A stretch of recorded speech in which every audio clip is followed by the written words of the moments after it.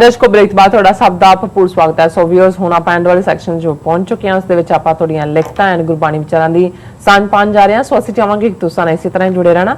देखण सुणन लिखण लई तुहाडा सब दा बहुत शुक्रिया जी। राज साहब की कहना चाहोगे?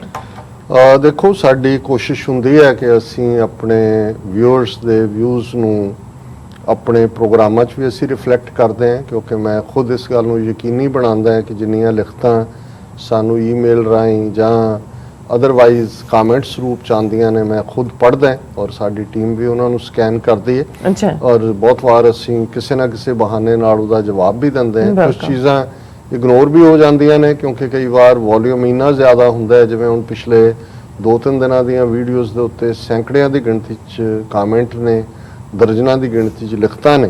पर जिथे असीं जिवें जदों असीं हॉकी टीम दे हवाले नाल गल कीती सी कि भी इंदिरा गांधी ने किवें उस वेले दे हॉकी फैडरेशन दे चेयरपर्सन अश्विनी कुमार नूं सद के कहा सी कि भी ये मैनूं शिकायत मिली है कि भी तुसी एक फिरके दे लोकां नूं यानी कि सिखां नूं ही हॉकी च ज़्यादा भर्ती कर रहे हो और ये ठीक नहीं है, और उन्हें रिज़ाइन कर दिता सी। और उस तो बाद असीं कहा सी कि डाउनफॉल शुरू हो जाता है।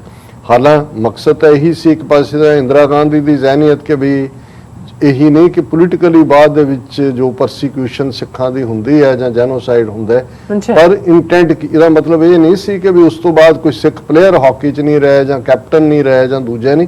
पर जदों वेले दे एक पासे हुकूमतां ने जिन्हां दा हुंदा है कि जी असीं बेस्ट प्रोड्यूस करने ने ओलंपीयन जां इंटरनेशनल लैवल दे, और तुहानूं लगदा है भी इस खित्ते 'च इन्हां लोकां 'च इस दा पोटैंशियल है, तुसी उत्थे इन्वेस्ट करदे हो, तुसी मोर टैलेंट कढदे हो। तो दूसरा जिवें जे हुण इंडिया नूं समझ आया है कि जी मणिपुर है जां दूसरे बेल्ट है, उत्थे तीर अंदाजी जां मणिपुर वालियां 'च उन्हां दी स्पोर्ट्स वेट लिफ्टिंग दूजे तीजे उन्हां दा हिस्सा है, उन्हां दे कल्चर दा। मैं देख रहा सी मावां भी ਜਿਹੜੀਆਂ ਨੇ ਜਦੋਂ ਬੱਚੇ ਨੂੰ ਕਰਦੀਆਂ ਨੇ ਉੱਤੇ ਉਛਾਲ ਕੇ ਚੁੱਕ ਕੇ ਹੁੰਦੀਆਂ, ਦੂਜਾ ਉਹਨਾਂ ਦਾ ਸਿਰ ਆਪ ਘੁਮਾਈ ਜਾਂਦੀਆਂ ਕਿ ਵੀ ਇਹ ਜਿਹੜਾ ਉਹ ਹੈਲਥੀ ਔਰ ਸਪੋਰਟਸਮੈਨ ਬਣੇ, ਇਹ ਉਹਨਾਂ ਦੀ ਦਾ ਕਲਚਰ ਦਾ ਹਿੱਸਾ ਹੈ। ਸੋ ਉਦੋਂ ਮੈਂ ਇਸ ਐਂਗਲ ਤੋਂ ਸੀ, ਪਰ ਅਸੀਂ ਰਿਸਪੈਕਟ ਕਰਦੇ ਹਾਂ ਸਾਡੇ ਵੀਰ ਹਰਦੀਪ ਸਿੰਘ ਸੋਢੀ, ਉਹਨਾਂ ਨੇ ਕਮੈਂਟ ਲਿਖਿਆ ਕਿ ਡਾਕਟਰ ਸਾਹਿਬ 1974 ਤੋਂ ਬਾਅਦ ਬਹੁਤ ਸਾਰੇ ਸਿੱਖ ਹਾਕੀ ਦੇ ਖਿਡਾਰੀ ਤੇ ਕਪਤਾਨ ਰਹੇ।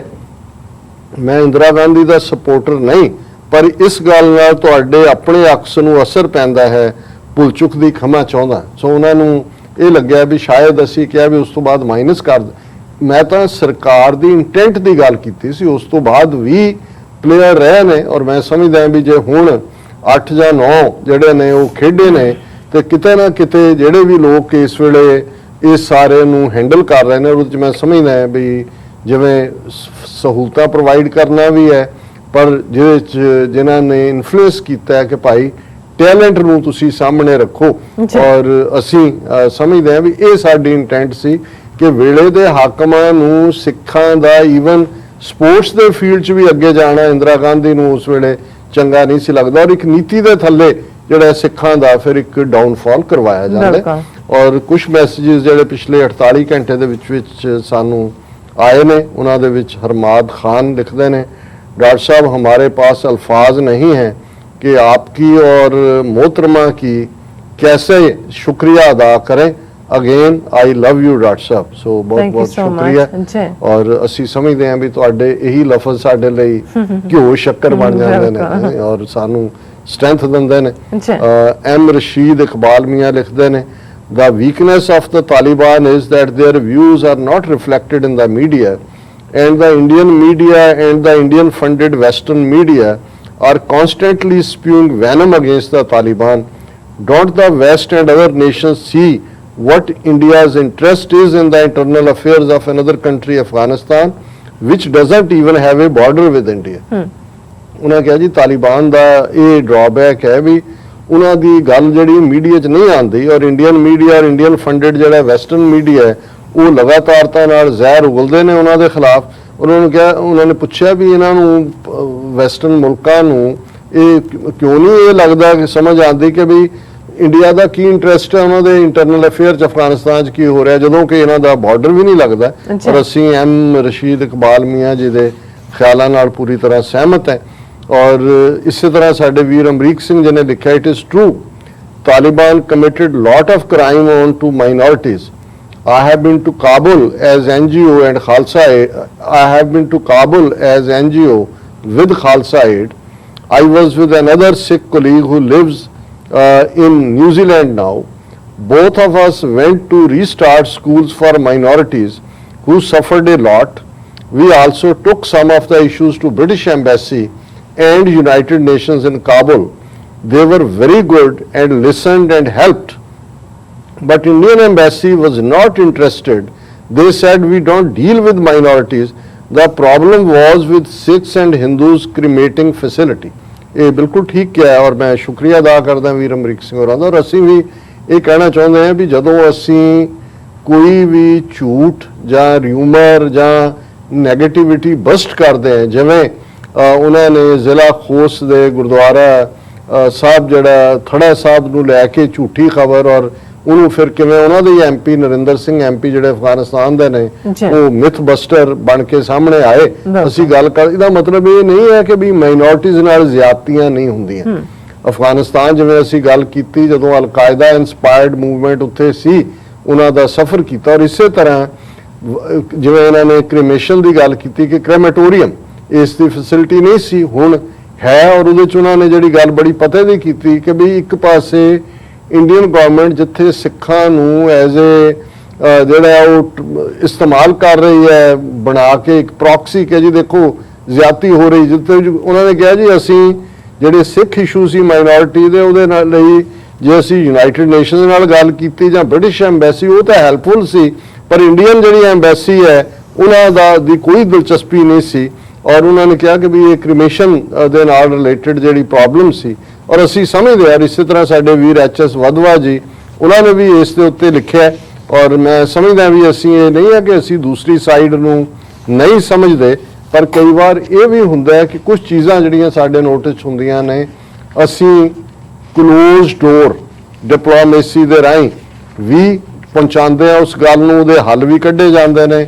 ਅਫਗਾਨ ਸਿੱਖਾਂ ਦੇ ਮਾਮਲੇ 'ਚ ਪਾਕਿਸਤਾਨ ਤੋਂ ਅਸੀਂ ਕੀ ਮਦਦ ਲਈ, ਉਹਨਾਂ ਨੇ ਇੰਗਲੈਂਡ ਜਾਂ ਅਮਰੀਕਾ ਲਿਆਉਣ 'ਚ ਜਾਂ ਕੈਨੇਡਾ ਸੈਟਲ ਕਰਨ 'ਚ ਕਿਵੇਂ ਜਿਹੜੀਆਂ ਅਲੱਗ-ਅਲੱਗ ਆਰਗੇਨਾਈਜੇਸ਼ਨ ਜਿਹਦੇ ਯੂਨਾਈਟਿਡ ਸਿੱਖਸ ਨੇ ਖਾਸ ਰੋਲ ਅਦਾ ਕੀਤਾ, ਕਿਉਂਕਿ ਇਸੇ ਮੁੱਦੇ ਦੇ ਉੱਤੇ ਸਾਨੂੰ ਸਰ HS ਵਧਵਾ ਜਿਹੜੇ ਸਾਡੇ ਰੈਗੂਲਰ ਵਿਊਅਰ ਨੇ ਉਹਨਾਂ ਨੇ ਵੀ ਲਿਖਿਆ।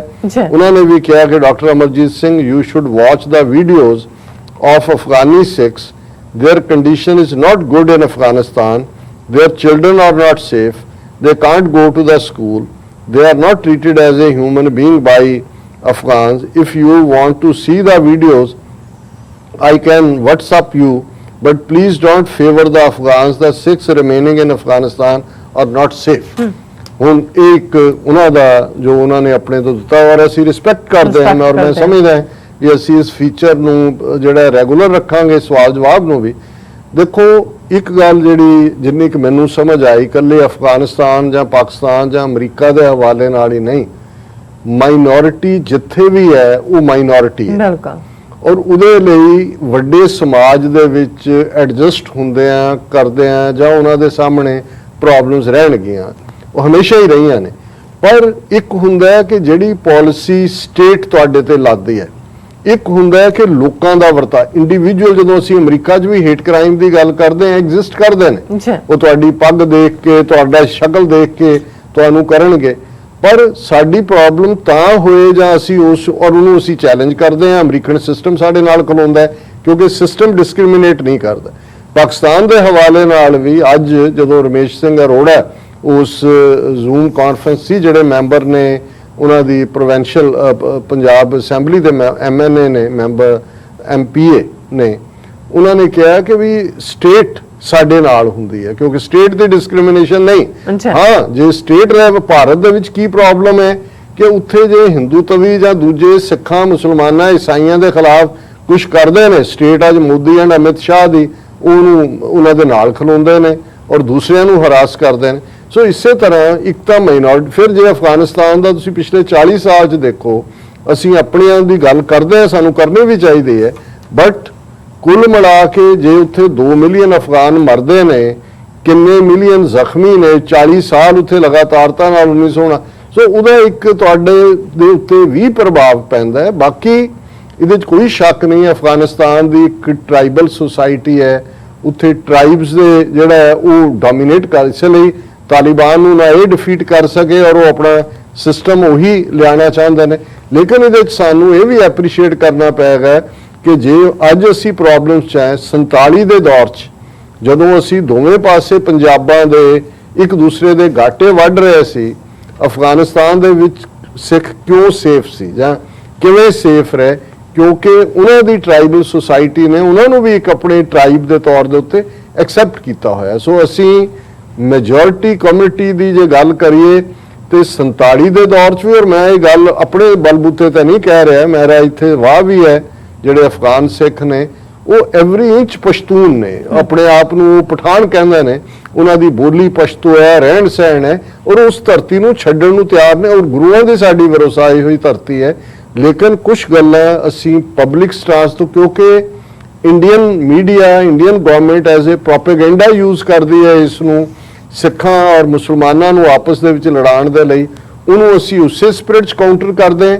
ਪਰ ਨਾਲ ਦੀ ਨਾਲ ਜਿਹੜਾ ਥੋੜਾ ਬਹੁਤ ਸਾਡਾ ਇਨਫਲੂਐਂਸ ਉਹ ਪਾਕਿਸਤਾਨ ਦੇ ਹਵਾਲੇ ਨਾਲ ਹੋਏ, ਅਫਗਾਨਿਸਤਾਨ ਦੇ ਹਵਾਲੇ ਨਾਲ ਹੋਏ, ਜਾਂ ਸਾਡੀਆਂ NGOs ਜਿਵੇਂ ਵੀਰ ਨੇ ਅਮਰੀਕ ਸਿੰਘ ਹੋਰਾਂ ਨੇ ਖਾਲਸਾ ਏਡ ਦੀ ਗੱਲ ਕੀਤੀ, ਯੂਨਾਈਟਿਡ ਸਿੱਖਸ ਬਹੁਤ ਐਕਟਿਵ ਰਿਹਾ ਹੈ ਔਰ ਅੱਜ ਵੀ ਹੈ, ਔਰ ਈਵਨ ਜਿਹੜੇ ਅਫਗਾਨ ਸਿੱਖ ਅਫਗਾਨਿਸਤਾਨ 'ਚੋਂ ਪਾਕਿਸਤਾਨ 'ਚ ਆਏ, ਪਿਸ਼ਾਵਰ ਦੇ ਵਿੱਚ, ਲਾਹੌਰ ਦੇ ਵਿੱਚ, ਉਹਨਾਂ ਦੀ ਵੀ ਹੈਲਪ, ਔਰ ਉਹਨਾਂ ਰਾਹੀਂ ਅੱਜ ਅਸੀਂ ਅਫਗਾਨ ਸਿੱਖਾਂ ਤੱਕ ਕੀ ਮਦਦ ਪਹੁੰਚਾ ਸਕਦੇ ਹਾਂ, ਅਸੀਂ ਇਸ ਦਾ ਵੀ ਹਿੱਸਾ ਹੁੰਦੇ ਹਾਂ। ਸੋ ਬਹੁਤ ਬਹੁਤ ਸ਼ੁਕਰੀਆ ਜੀ ਡਾਕਟਰ ਸਾਹਿਬ, ਤੁਹਾਡਾ ਬਹੁਤ ਬਹੁਤ ਸ਼ੁਕਰੀਆ। ਤੁਸੀਂ ਅੱਜ ਦੇ ਅਹਿਮ ਸਾਡੇ ਦਰਸ਼ਕਾਂ ਨਾਲ ਸਾਂਝੇ ਕੀਤੇ ਨੇ। ਸੋ ਇੱਥੇ ਲੈਣੇ ਆਪਣੇ ਵਿਊਜ਼ ਕੋਲ ਇਜਾਜ਼ਤ। ਵਿਊਅਰਸ, ਸਾਡੇ ਪ੍ਰੋਗਰਾਮ ਦਾ ਸਮਾਂ ਇੱਥੇ ਸਮਾਪਤ ਹੁੰਦਾ। ਤੁਸੀਂ ਆਪਣੀ ਰਾਏ ਤੇ ਸੁਝਾਅ ਸਾਨੂੰ ਭੇਜਣਾ ਭੁੱਲਣਾ। ਸਾਡੇ ਇਸ ਪਤੇ ਤੇ SOS@TV84.tv ਤੇ ਅਸੀਂ ਆਪਣਾ ਪ੍ਰੋਗਰਾਮ ਲੈ ਕੇ ਫਿਰ ਦੁਬਾਰਾ ਤੁਹਾਡੇ ਸਾਹਮਣੇ ਹੋਵਾਂਗੇ। ਤਦ ਤੱਕ ਲਈ ਮੈਨੂੰ ਤੇ ਆਪਣਾ ਸੁਣਾ ਗਿਆ ਦੋ ਦੇਖਦੇ ਰਹੋ TV84। ਬੁਲਾ ਦਿਓ ਫਤਿਹ। ਵਾਹਿਗੁਰੂ ਜੀ ਕਾ ਖਾਲਸਾ, ਵਾਹਿਗੁਰੂ ਜੀ ਕੀ ਫਤਿਹ। ਰੱਬ ਰਾਖਾ।